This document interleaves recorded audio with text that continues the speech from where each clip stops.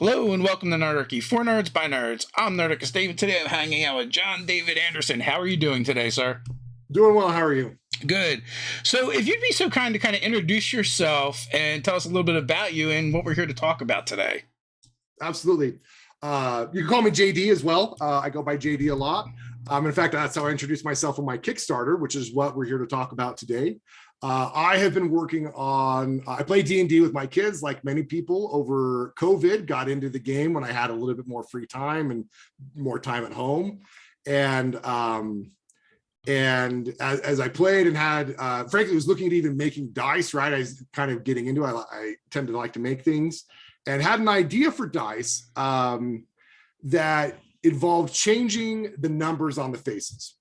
So normal D20, right, is an icosahedron with the numbers 1 through 20 on it. And my project is to create a die that has a different set of numbers on it, but the numbers are determined by a bell curve rather than just, right, 1 through 20.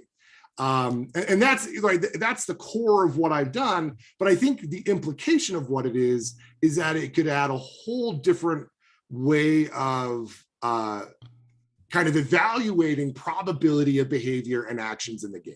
And that's what I hope the dice can be. So how many faces does your die have on it? It has 20 faces, just like a normal D20. So it's an icosahedron, right? That's the shape. It's 20 equilateral triangles with a dihedral angle of 139 something degrees, right? So the geometric shape is the same. All I've changed is what numbers you put on the faces. And what numbers do you put on the faces?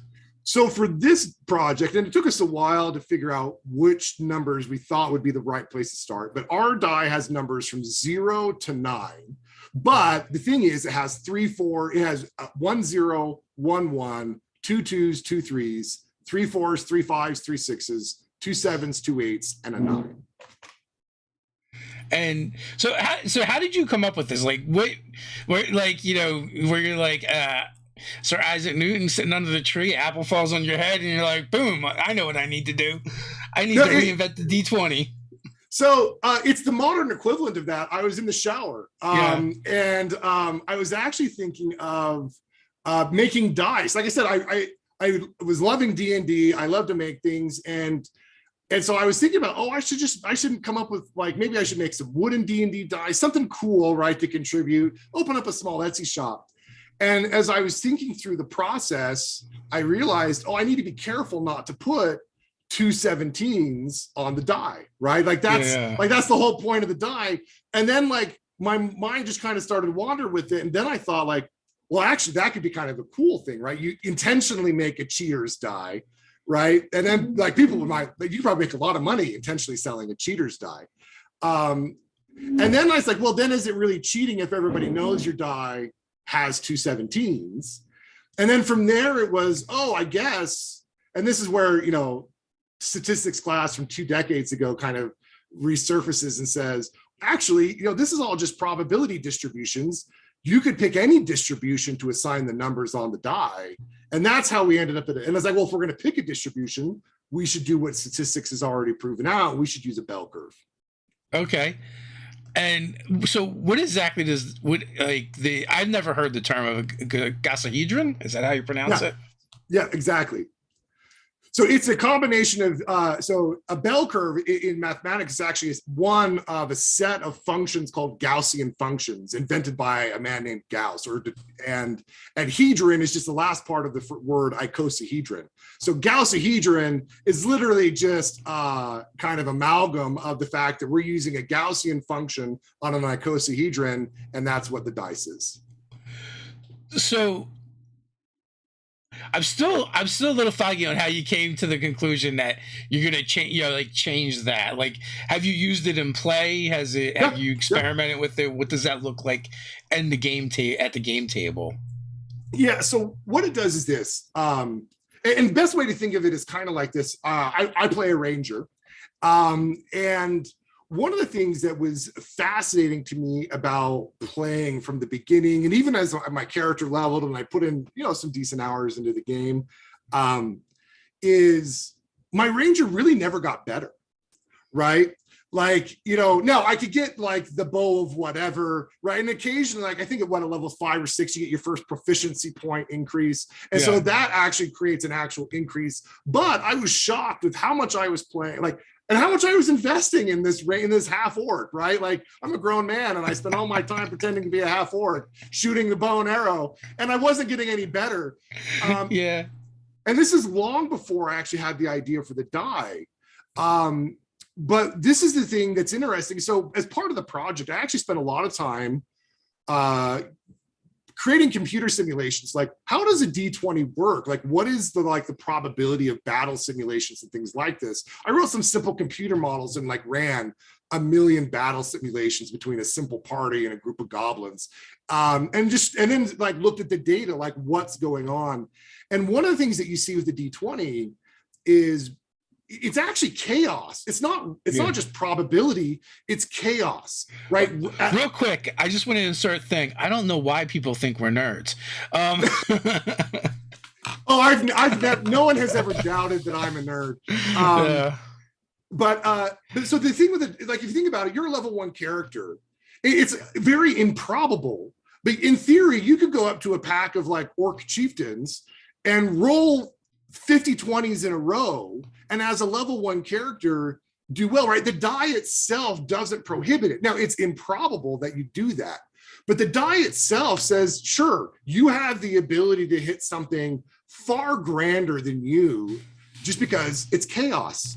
And simultaneously on the other side, you could be a level 18 whatever, come up against a regular goblin, roll a 1, and if you've got a kind of a snarky or vengeful DM, you could lose half your life, depending on what you're doing, right? It's this interesting thing where the D20, it isn't the probability you expect from like more realistic playing. It's just chaos. It's pure chaos.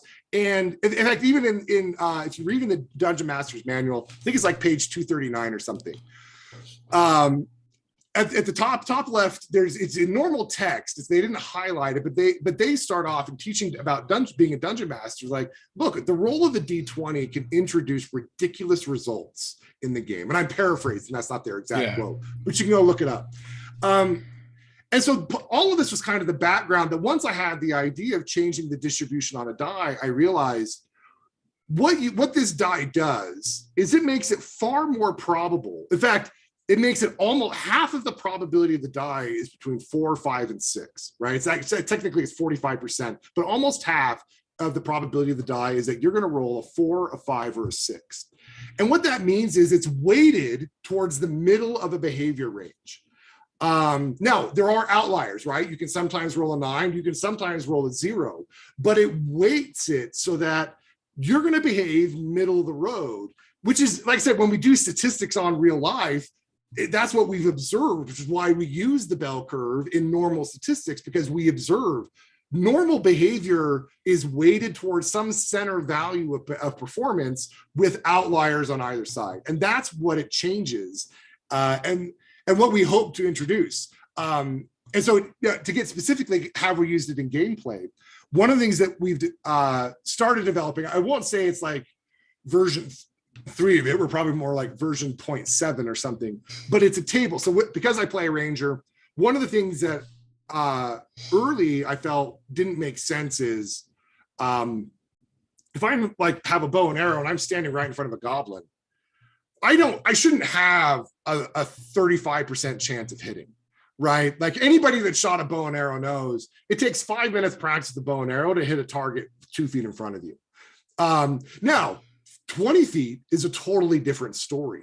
And so we've created a table that has distance across one axis and it has armor class across the other axis. And between those two comes up with a set of numbers that directly correlate to Gausahedron's rolling, so that you have this probability of being able to hit a particular monster. Like I said, we've used a lot of different functions to create the table. It's better now than it was. But what is cool about this table is now as an archer, if I want to hit something, I can run closer to it and intentionally increase the probability that I'm going to hit, of course, also increasing the likelihood that I'm going to become a target.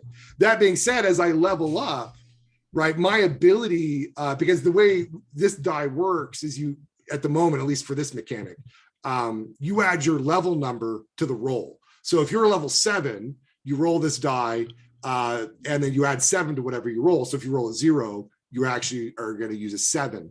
And what that does is, as you level up, it actually shifts your range of performance higher and higher and higher. So that as you become a higher level, your ability to hit a goblin 10 squares away actually becomes more and more pronounced, to the point where it's absolute, right? Now, against higher level enemies, that would not be the case, because right, they're at a different place on the table, and it ends up being a different thing. But even with them, eventually, as you continue to level up, you can significantly alter the probability of success. Also, the nice thing about this is, one of the things I thought was ridiculous in the first time I played was there was a young dragon introduced into the story just for narrative purposes, right? And I was playing with some younger kids, so the first thing they do is start attacking it, right? And it's right. And of course, like, as an adult, I'm like, first of all, it doesn't matter, because I know the DM is going to make the dragon fly away before it kills us all. But it was also peculiar, like, why can these level 2 and 3 characters have any effect on this dragon? And that's the other thing Gausahedron does that a D20 doesn't, is it acknowledges, no, if you're level 2 and level 3, the highest number you're going to roll without a magic item is an 11 or a 12, not a 20, right? And so in the early stages of the game, it actually, and the hard thing is, it's hard to teach this to kids. And I play with, like, my kids. This is something I hope to continue with grandkids, right? I think it's very cool in that regard, but it's hard to teach kids because they see the 20 on the die and they roll it. And it's hard to give them the statistics background necessary to appreciate, just because you can roll a 20 doesn't mean you will roll a 20. Whereas with this die, because it actually, I think it will be a lot more useful for younger players, because, right, like, you can explain to them, look, this die, the highest it can roll is a 9. You're a level 3, which means the most you can get is a 12. And this, like, which means there are some feats, whether skill checks or monsters to attack or whatever, that are beyond your ability. And I think it'll help it would help younger, earlier players be a lot more aware of, maybe we should talk to this character, this NPC. Maybe we should run away. Maybe we should find, the secret hideout, something. So that's kind of how, so we have used it in gameplay. We've used it with ranged characters. It has had all the things we've hoped for. Like I said, I wouldn't say that our table that we've developed so far is in perfect final form, but it has been rewarding enough and fulfilling enough that it's been very encouraging. And frankly, it makes us think, well, the problem isn't the concept. The problem is we need to work on better mathematic functions for creating the table. So as always, folks, links are down in the description, so you can check out and follow along for when the Kickstarter launches. Also, you have an Instagram link down there. So you've only played 5th edition, is that correct? That is correct, yes. Okay. So it's funny that you mentioned some of this stuff. I'm like, oh, he might love THAC0. So THAC0 used to be this, it stood for to hit armor class 0. And their armor class went from -10 to +10. And then there was a chart you would consult to figure out what your target number was to hit. And everybody's THAC0 was different based on your character class. And then and there was no proficiency bonus or anything like that. It was just like, this chart, your level, whatever other bonuses you got. And then we moved into 3rd edition, and that changed. Like, now it was like, oh, you got a proficiency bonus that was equal to your level plus all those stats or whatever. So, in theory, your bonus would go from +1 to 20, based on your level, and you would kind of add that in. And which really got to some ridiculous things, because as you started working in feats and getting additional bonuses and getting better at things, they came out with the epic level handbook, which was for 20 plus play. Yeah. And so it'd have all the different skills, and it's like, oh, to swim up a waterfall, your DC would be 80, but you could, like, there was plenty of characters that could probably absolutely do it. Or to use, there was a skill called Escape Artist, to slip through a wall of force, it was a DC 120. So, like, 5e kind of brought and introduced this idea of bounded accuracy, so that, like, we didn't have these, like, runaway wild crazy numbers anymore. And so I'm kind of curious, like, what exactly is in the Kickstarter? So I know you're making the dice is different. Is there also going to be the rules to use with the die so people can implement this into their game? And because you kind of talked about the benefits of it. Yeah, so the Kickstarter, in terms of the rewards, so where we are in development is this, right? And maybe I'll start with that. We had the idea, we spent some time doing kind of statistical analysis on the monster manual to look at, like, what's going on with monsters. Maybe that helped us understand what's going on with play. Like I said, we ran some computer simulations, and we ended up with, here's a distribution that we think is going to be the die. As far as the game mechanics, one of the problems we ran into was there are so kind of, like, even as for somebody like, especially as you've highlighted, who's played all these different editions of the game, there are so many possible rule mechanics. It's not exact, like, and what I got concerned about was, I didn't want to spend a bunch of time trying to, like, because what I love about trying to say, like, this is how you play D&D. What I love about D&D is every time I talk to a friend who I don't play with, but they play, and I hear about their games, is to hear their rules, right?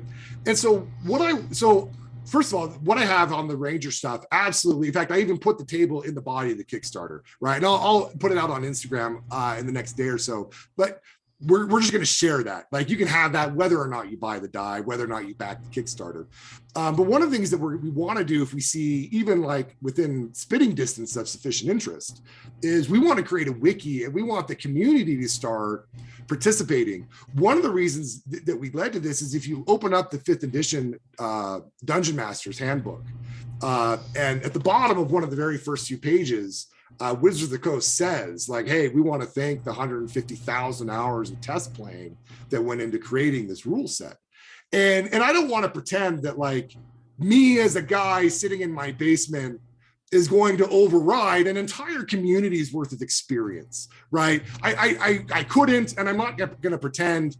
And so what I would like to do is, like I said, if we see even just, like, kindleable interest, we want to create a wiki, and we want to get the dice out there, because one of the realities with this is, until you're rolling the die and you have that ability, you really can't simulate this with a D20. And so that's why we've chosen the Kickstarter kind of framework this way. Is it's about getting the dice out there. It's about getting them in the players' hands, in the Dungeons Master's hands, and to let them actually start experimenting. Everything we come up with, we're going to publish, like I said, frankly, along the way, into a wiki, into a blog, something that is quickly and easily shareable and available. As time goes on, if we feel like we settled on, among all of this kind of community and our development, we think we've come up with an edition 1 of Gausahedron rules, sure, we'll produce a rule set. But I actually think the rules, that's like the last thing in my mind to publish. What I think the next thing to work on is actually a new handbook of creature statistics. And one of the reasons is you kind of talk about, like, how in 2nd edition, everybody had these tables they had to refer to. Whereas in 5th edition, they've tried to streamline and simplify it in a lot of ways by, no, you roll, you add a number, and that's it. In doing so, though, they've actually changed, like, if you compare, like, because so there's a formula, where if you do the math, it turns out your ability to hit something boils down to a formula. And, like, for a level 1 character, it's essentially 45% chance to hit a goblin. And for taking just the hit class and your plus to hit, you can determine that probability.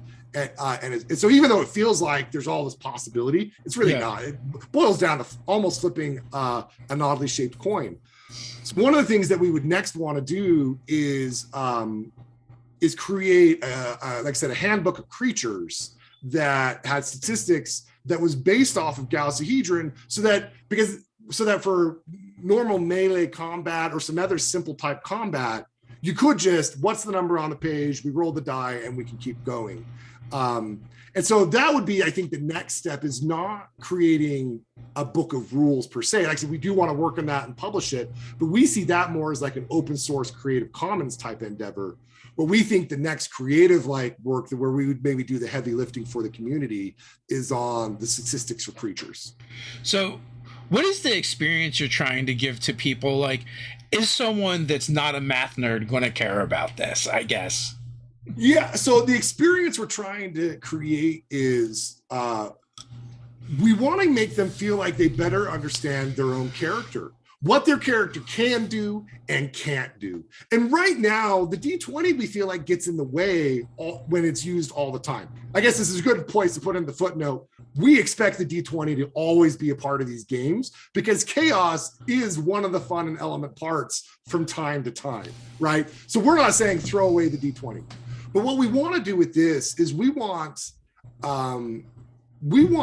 players and dungeon masters to have more familiarity with and control over what they're playing, so that they know, like so we play with, you know, a lot of kids, a lot of teenagers, and one of the things they don't have a good sense of is, man, I should run away. I can't, or hey, I'm going to jump this chasm wearing full armor, right? And because they just don't have these senses of what are the limitations of my character.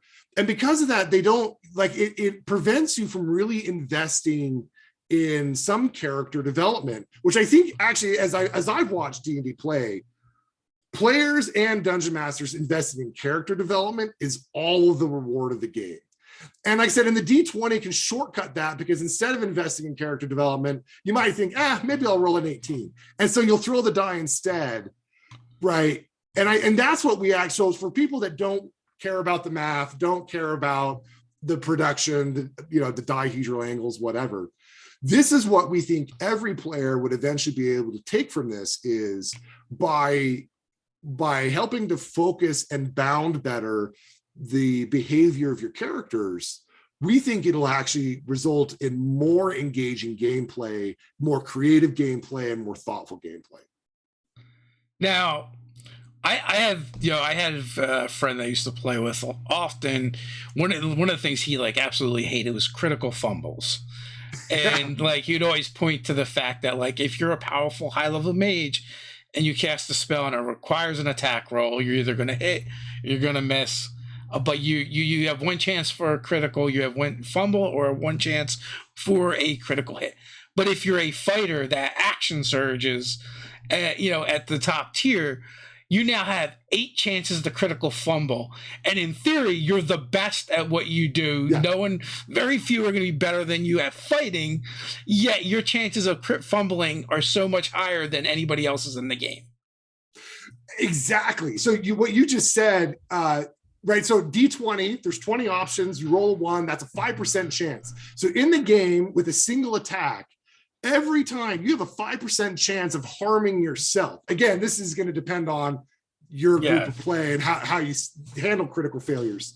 So one of the things we propose in the text of the Kickstarter is, first of all, we know that critical failures are also a big part of the game. I actually think with mages, right, exactly what you described, it feels like it should be the other way, right? Some high-level mage performing some, cosmic magic, his failure should result in him like ceasing to exist, right?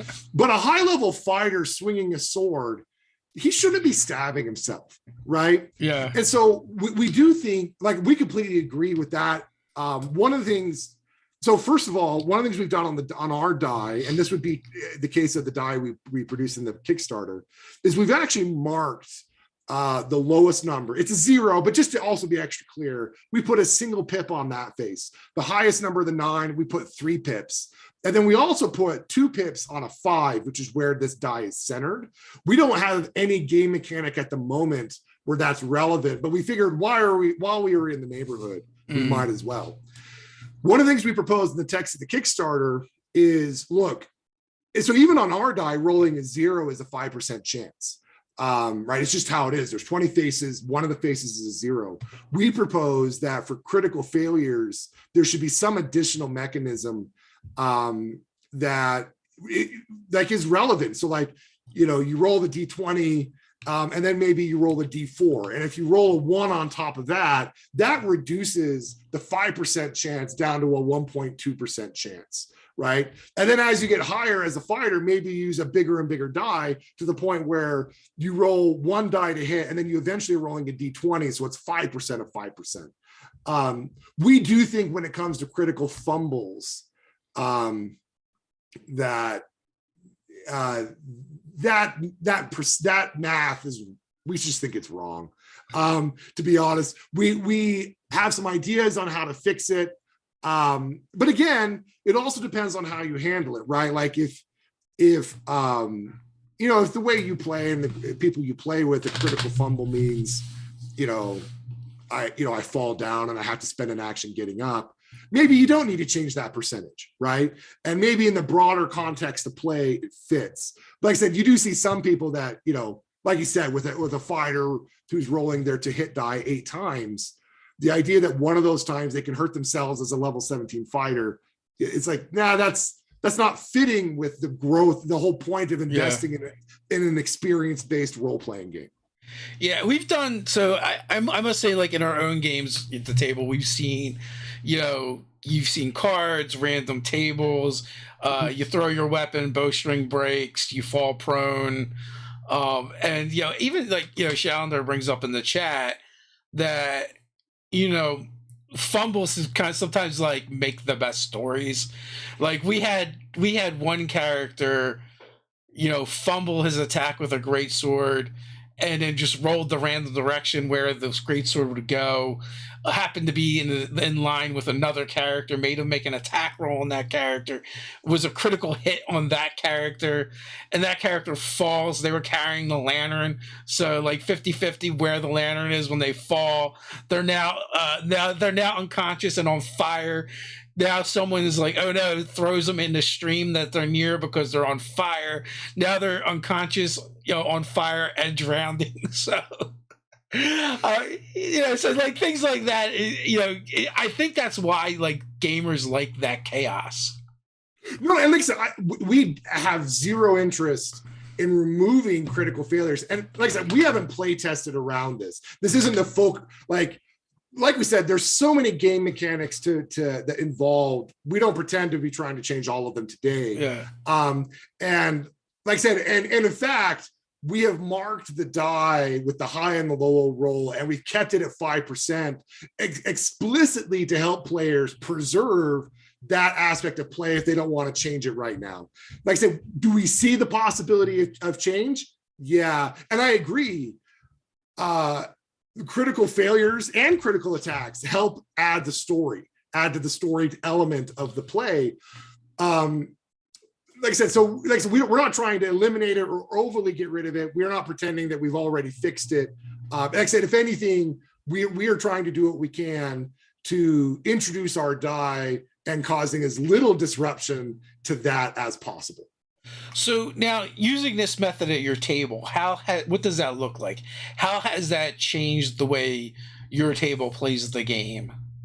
So yeah, there's 2 things that we've tried. We tried ranged attack, and I've already talked about that. And that's been a lot of fun because it makes playing a ranged character, you're a lot more thoughtful about obstructions, right? Because the way we play, if you have an obstruction, that's a -1, right? So I'm level 4 ranger or level 7 ranger. I roll, I add 7. But if there's 3 characters in the way, like my own people, I have to do something to account for that. Then we've played around with subtracting 1 for all 3 obstructions, or subtracting 1 for each obstruction. But it makes for a much more thoughtful play as a ranger, as opposed to without this, when from outside the doorway, right, barely able to even, like, there's not even line of sight, but because we're trying to keep the gameplay, I'm somehow shooting a curving arrow at something. And so that's one of the things that has been a lot of fun with ranged play. It makes you a lot more thoughtful of the skirmish area, of the actual map, of the surroundings, and you start to try to use it to your advantage, right? It's a lot more fun. The other thing we've used it for is skill checks. And this is a place where skill checks. So in our play, we had this teenage player. It was a lot of fun. He brought a lot of great energy to the game, but he loved to do backflips in battle, right? Of course. I don't know if why would you not? Exactly. Well, and the problem was the DM struggled to find, right? Like, what is the number he needs to roll for this to happen? And how do we punish him if he fails? And because like sometimes it was hard to find that number, every turn, I'm going to do a backflip over this person and then do this, like all these acrobatics. And one of the hard things was because he could roll a 20 and sometimes did, it created this impulse to always try for some, bizarre acrobatic attack. And whereas when we went to the Gausahedron for skill checks, and we're like, you're level 7, right? This is a level 18 maneuver that you're proposing. And when he realizes, or like you need to roll an 18, a combined 18 to get this, suddenly he starts to create acrobatics that feel more in connection with what's going on, right? And we found that it was a lot of fun. It's fun the first time somebody does a triple backflip over a whatever and then stabs him in the back. But actually, as time went on, it actually got a little bit tedious, right? And what we found with Gausahedron is by helping to put boundaries on feat checks, right? Just normal skill checks of all sorts. You didn't have some of the like really crazy stuff that was really fun to see like the one time, but it did make people a lot more thoughtful and try stuff that made more sense. And it actually contributed to storytelling a lot more. And you ended up getting a lot more invested in like, hey, that was a good decision or a bad decision. And as a party, it was a lot, you kind of felt like a lot better able to like support your fellow party members trying different feats at different times based on what they were doing. So that's the other place we've tried this. We haven't really codified, right? Even the Dungeon Master's Manual, frankly, when it comes to skill checks, says in increments of 5, just pick one, right? But we do think that with Gausahedron, there's going to be a lot better ability where there are going to be things that are clearly within your range of ability, things that are clearly out of your range of ability, and things that are clearly guaranteed, right? So if you are somebody that's leveled up, the idea that you're going to run and jump off the wall and shoot your bow over the heads of everybody at the same time, maybe there comes a point where in your game, everybody's like, yeah, you're guaranteed to do like you have advanced. And so with skill checks, we found that this has done a lot towards helping people be more thoughtful in their play. Like I said, a little bit, we maybe missed some of the ridiculous, some of the very fun kind of stuff that can happen on the outliers. But we found that from the play perspective really kind of evolved so that people played their characters more. Yeah, I mean, in games, sometimes there's just too much dice rolling, which seems kind of anti-intuitive, right? Because we're playing the game and we want to roll dice, and like oftentimes players are like, can I make this check? And I think like the way I tend to play and the way Ted tends to play, and we've got a lot of experience, is like we try not to ask for checks if it doesn't matter. Yeah. But players will want to try things that don't have any mechanical benefits, like you said. Yeah. So it feels very intuitive for the GM to go, okay, well, give me an acrobatics check if you want to make that backflip over the enemy and stab them. But we all know in the game it doesn't do anything, right? Yeah. It really, in theory, it just gives you a chance to fail at another thing. So as a GM, you have to go, okay, if I'm going to ask them for this roll, what is the benefit to that? And what can they get out of that? Like I had a fairly new player, and she would always want to do crazy things. I'm going to stab it in its jugular. Well, stabbing it in its jugular in a game like D&D doesn't mean anything. Exactly. Actually, Casey Owens is a designer and wrote this awesome article called "You're Always Going for the Eyes," right? And and that's what it is. It's like when you finally kill the monster, or maybe you get that critical hit, you've done the thing that the player keeps wanting to call out that I'm going to do. And also, all that stuff favors the DM, not the players. I've played with a prominent YouTuber, and he's like, "Can I cut off the hand?" I'm like, yeah, you say I say you can cut off the hand, but what happens when they want to cut off the hand? There's always more of them than you.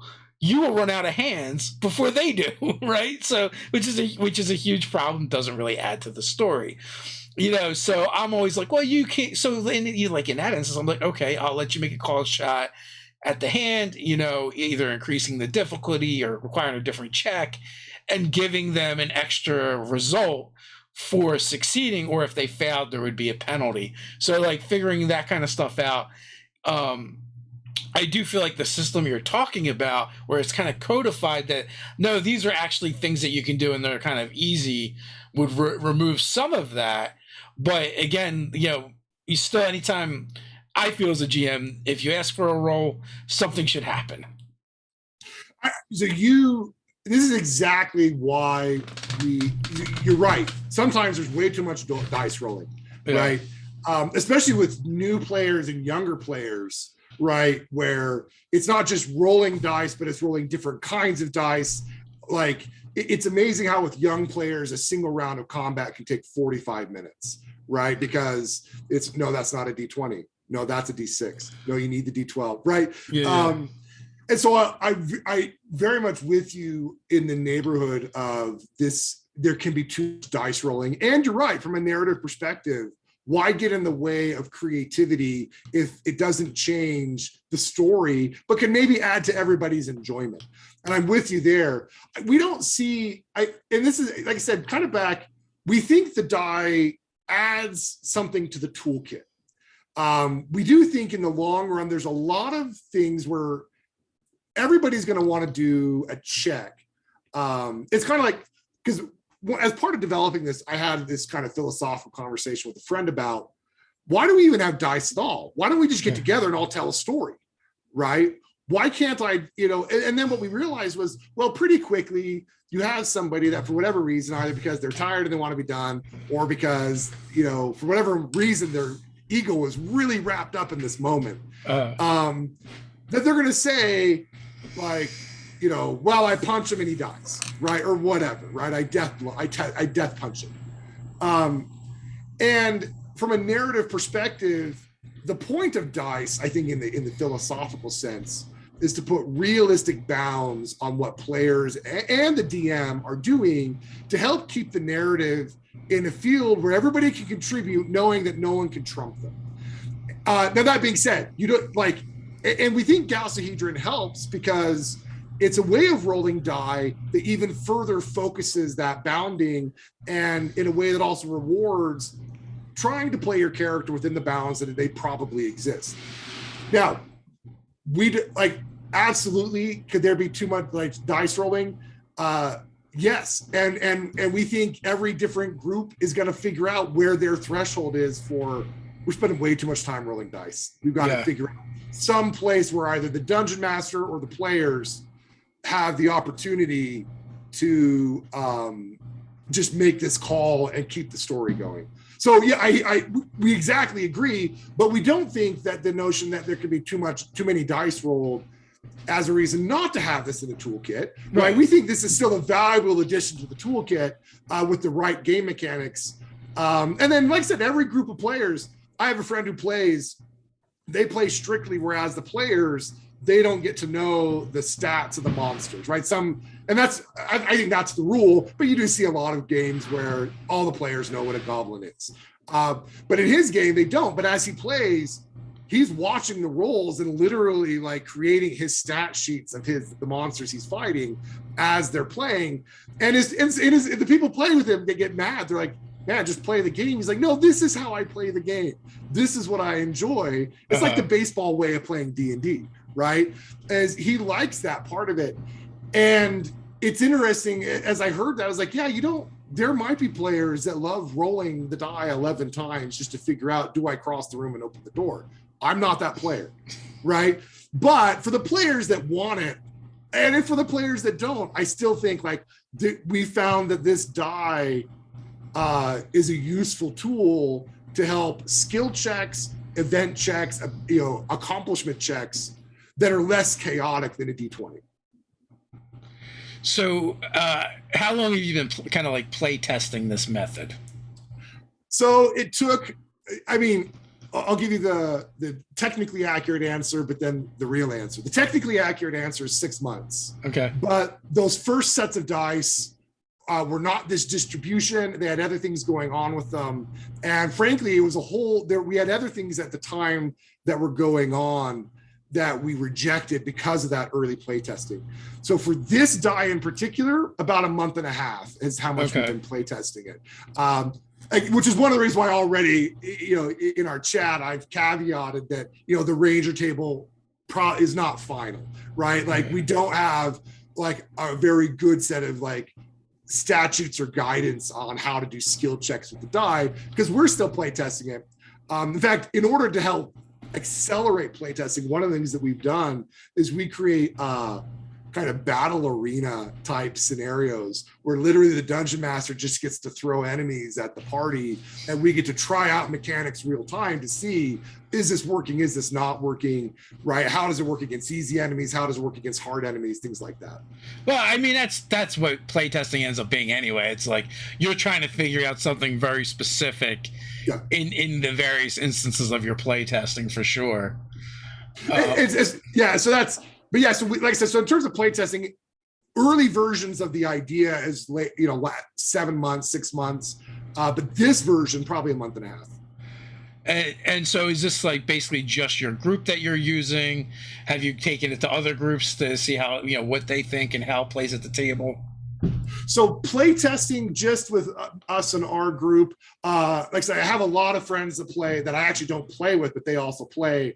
I've spent a lot of time, like I said, kind of philosophizing with them about it. But no, playtesting is really just us. It is really pretty, like I said, we kind of will openly acknowledge not a lot of playtesting, right?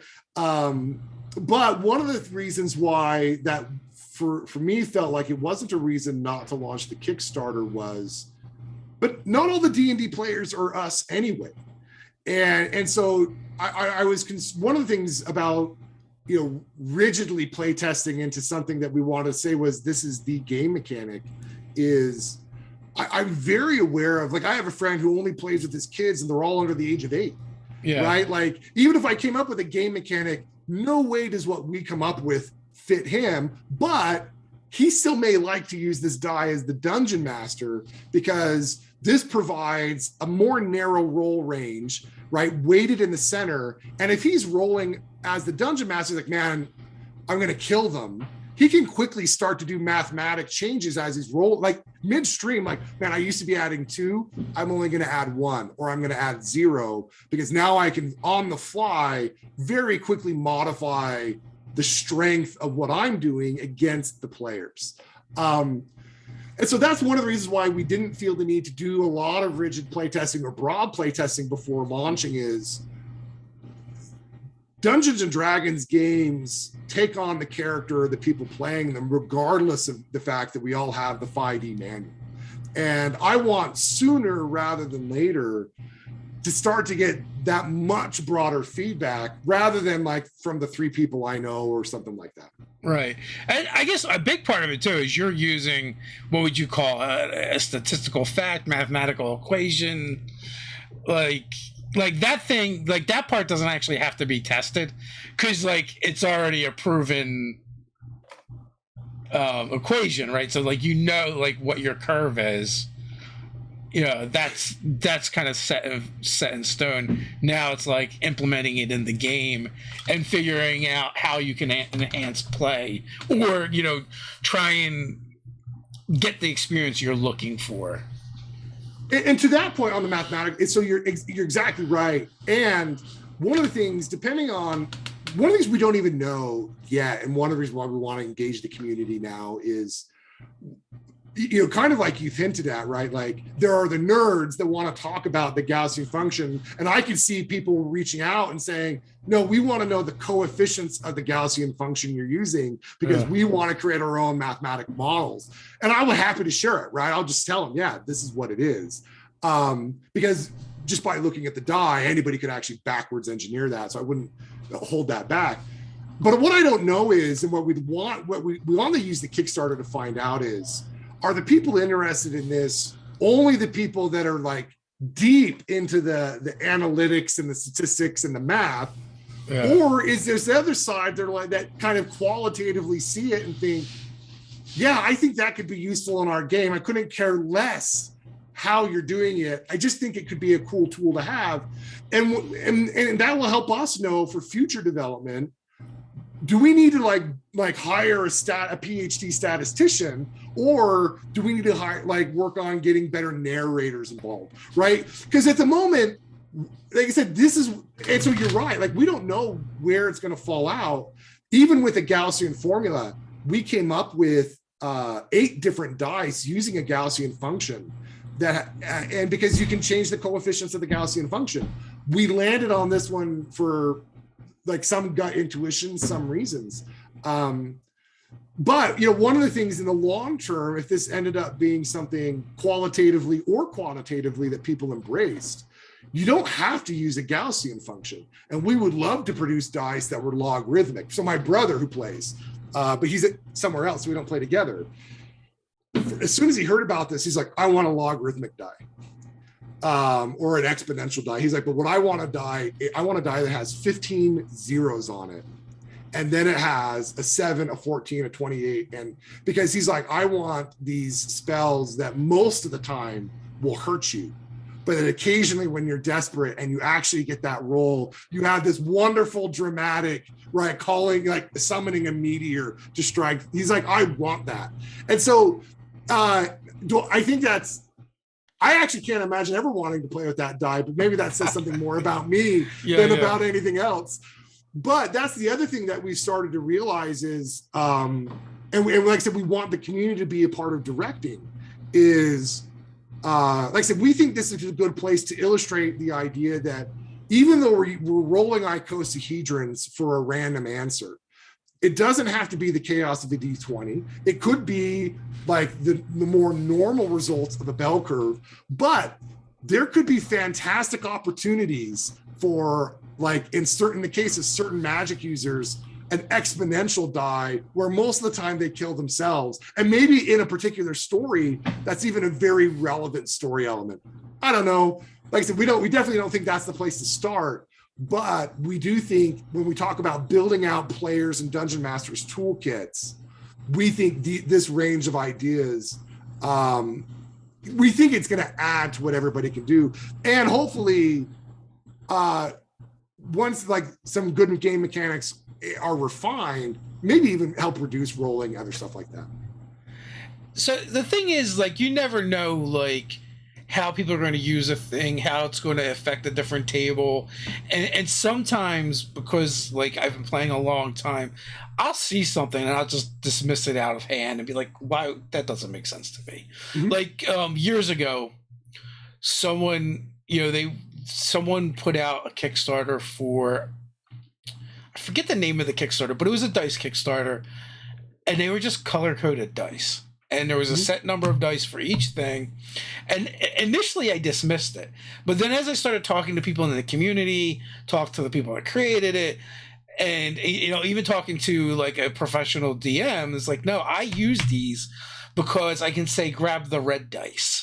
I can, it's so much easier than saying grab the 20-sided die or the 6-sided die, or no, you got the wrong one. If you just say the color, like you could say the die plus the color. They don't have to think about it, but hopefully they begin to associate the color with that die, and they learn via that. But there's no learning curve because everyone's already learned their colors.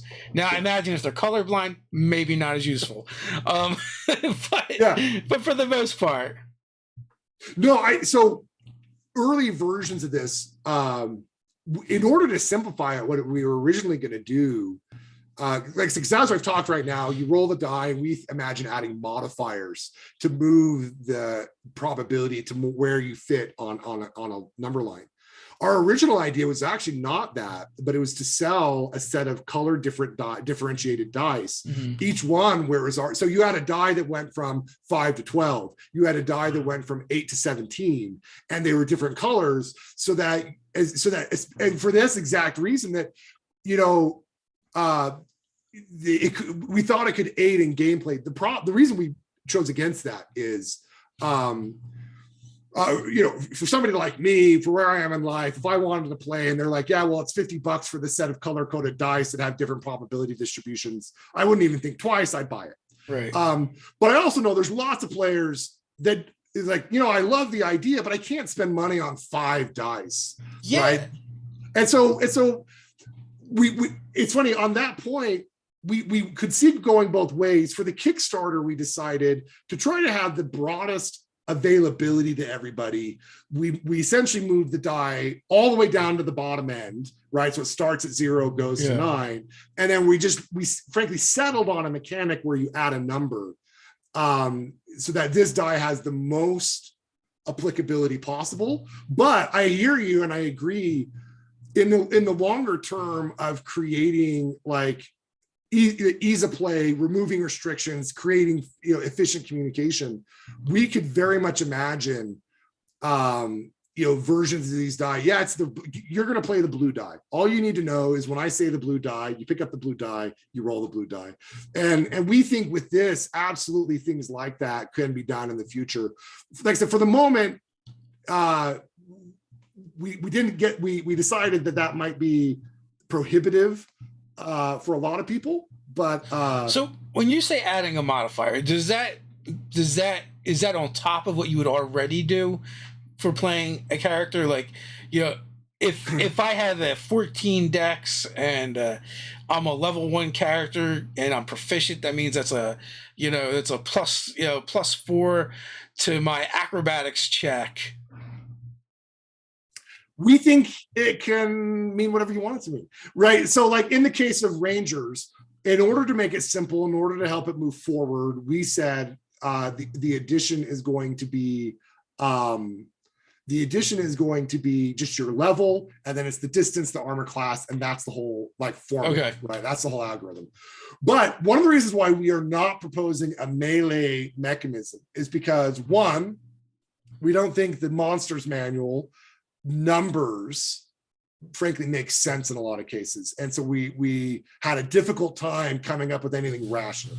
2, as we thought about proficiency, one of the things that I always thought was a little bit peculiar, or that I enjoy with other games, because I play video games as well, I always liked the idea that a wizard shouldn't be picking up a great axe, right?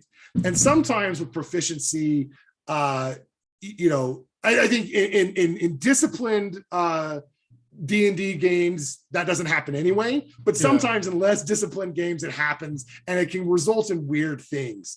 And so one of the things that I kind of imagined is, instead of adding a level, which you could always do, you could add weapon bonuses, because magic weapons are always going to be a part of Dungeons and Dragons.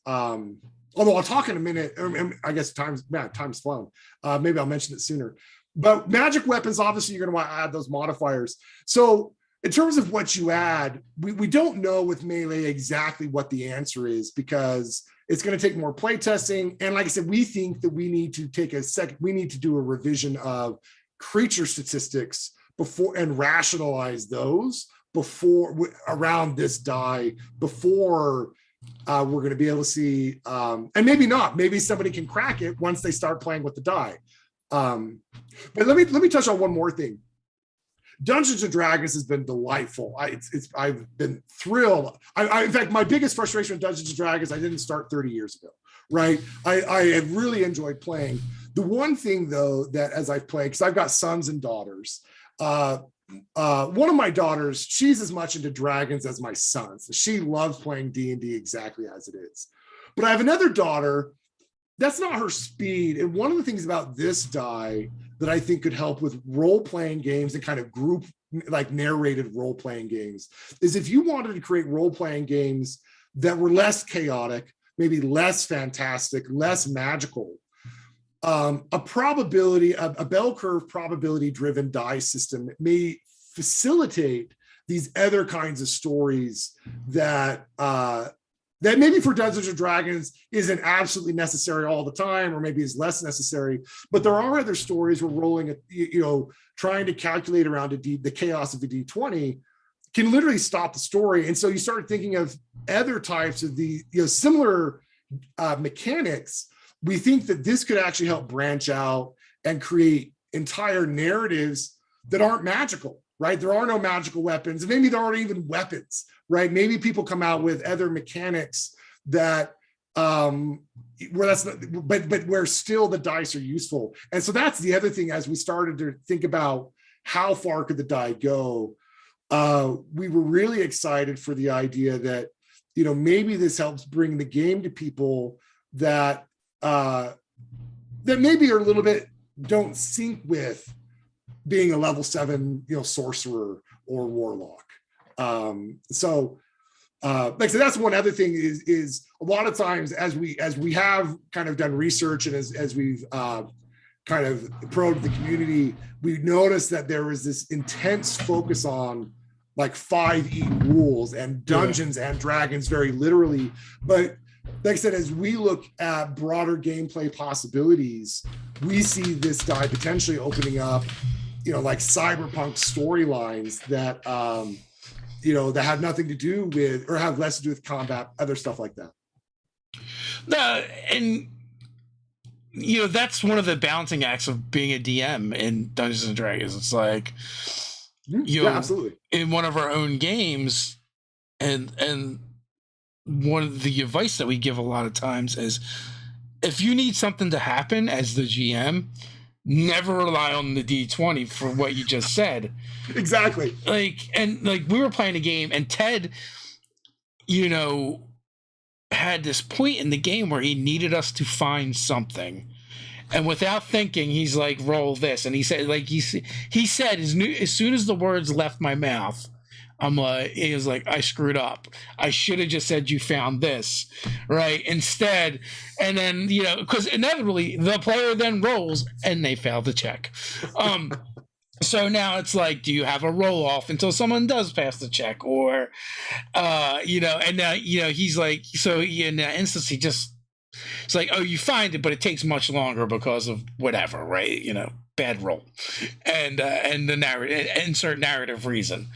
But, and it's one of the reasons why, in our own play style is like, and when we give DM advice, we're like, well, if you absolutely need something to happen in the game, you can assume you've given like the absolute, there's no way they can fail, DC for the number, but I promise you, they will fail. At that crucial moment at some point. Have you experimented with advantage and disadvantage with using this formula and this method? Yeah, so it's interesting, right? Because current advantage is you roll multiple times to take the lower.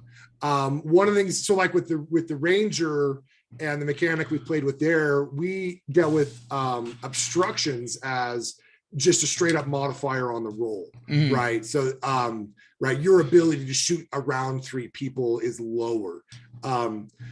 And so, we do think that with this, right, one of the mathematics, so back to the math, by adding and subtracting from this die, you literally say, are you likely to do this or not? And then there's a range of like outliers versus the center distribution. And so mathematically, you can handle advantage and disadvantage just by adding modifiers. But that doesn't mean that the current system that a lot of people use of rolling multiple will take the high or the low is also a bad system.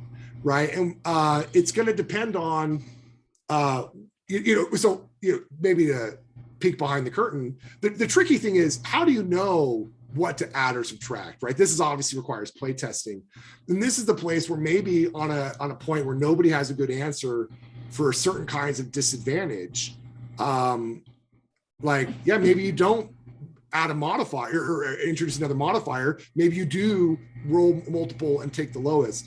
But we do, like, one of the things we did quickly think that was a cool idea is, like, with certain ability limiting spells that could put you at a disadvantage, rather than rolling a d20, which is just, the lower of two chaotic rolls, adding a modifier if you're confused or blinded, we felt like was a more consistent result.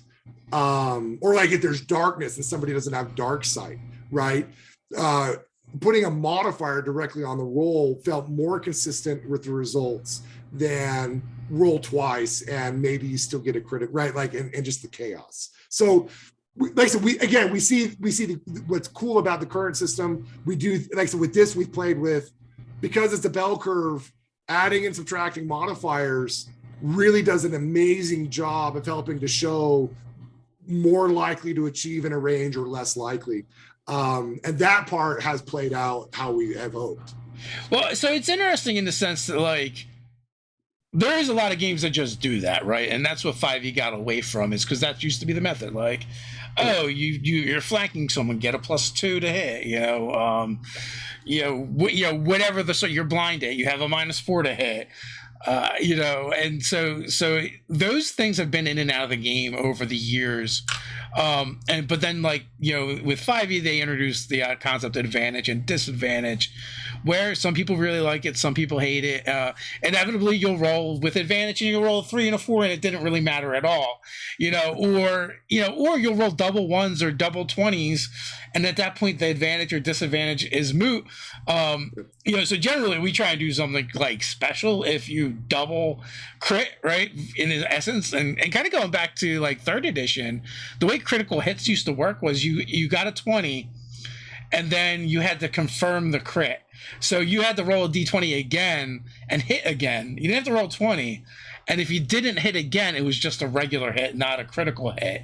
But if you then hit again, it was, the crit damage or whatever. And we took it a step further, because what we did is if you confirmed the crit and then rolled a 20 again, the damage multiplier increased by 1. And if you kept critting, which we had it happen, at least once or twice, the multiplier would just keep going up by 1. And in 3rd edition, and I believe Pathfinder does the same thing too, is like, not all weapons were the same. Like, most weapons were ×2, but there were ×3 and ×4 weapons out there as well. So it's like, but before you know it, it's like you have a fistful of dice because of the lucky rolls, which feels really good as a player. So, and also we've seen games that use exploding mechanics, exploding dice. So I think, like, different mechanics have appeal, especially when it comes to using dice to a lot of players, just because, like, it's part of the game that we all like. Like, it creates a lot of excitement at the table. And I do wonder, though, if flattening the numbers out, because that's what the system seems to do, makes it more consistent, if you'll lose some of that at the table. I think it depends on the mechanic. I think it's funny, the dramatic moments when you do roll the 320s in a roll and you get some, heroic accomplishment for it, that is fun. And like I said, we don't want to get away from it. Like, we don't want to pull that from the game, because that is part of, like, the fun of the game. But we do think along the way to those moments, there's also a lot of bizarre, inexplicable rolls that act as a drag on the game. And we think this die, we think, and like I say, with being a ranger, we actually found that there was some truth to this. Like, yeah, I can reliably hit this monster from 4 squares away, but it's still fun if it's a bigger monster, and I'm frankly, I know that I don't have like the health and the armor class to resist it. Yeah. I back up 10 squares and I can still have the dramatic moment of this is on the edge of my range and I still hit it and I still, right. And so we found that this doesn't actually entirely eliminate those rare dramatic moments, but it has helped streamline, right, the base of the game, where there's a lot more kind of just like slogging and friction sometimes. We found that it does improve some of the normal play. And so, but this is the balance that we, like I said, we want to figure out, we would love for the community to help figure out, is how do we help reduce the friction of normal play, but preserve the dramatic moments that you talk about 7 years later, right? Because absolutely, we don't want to cut that out either. That is what is lovely about the game. But we do think, interspersed between those dramatic moments, there's a lot of game where people are like, I still can't see, right? So, like I said, we hear, like, we don't want to eliminate that. But we do think, like I say, we're trying to focus on the part of the game that frankly nobody ever talks about afterwards, because it was a lot of just mechanics. Cool. As always, folks, links are down in the description, so check them out. I want to thank you for coming on, JD, and sharing this with us and talking about it. I'm going to keep my eye out and see how it goes. Final thoughts before we head on out? No, thank you for your time. It's been a lovely chat. And the Kickstarter launch is on the 29th. So at the moment, you can go and say you want to be notified, but we actually launch on the 29th. So if you're going to check us out, that's when it'll happen. Awesome. So until next time, everyone, stay nerdy.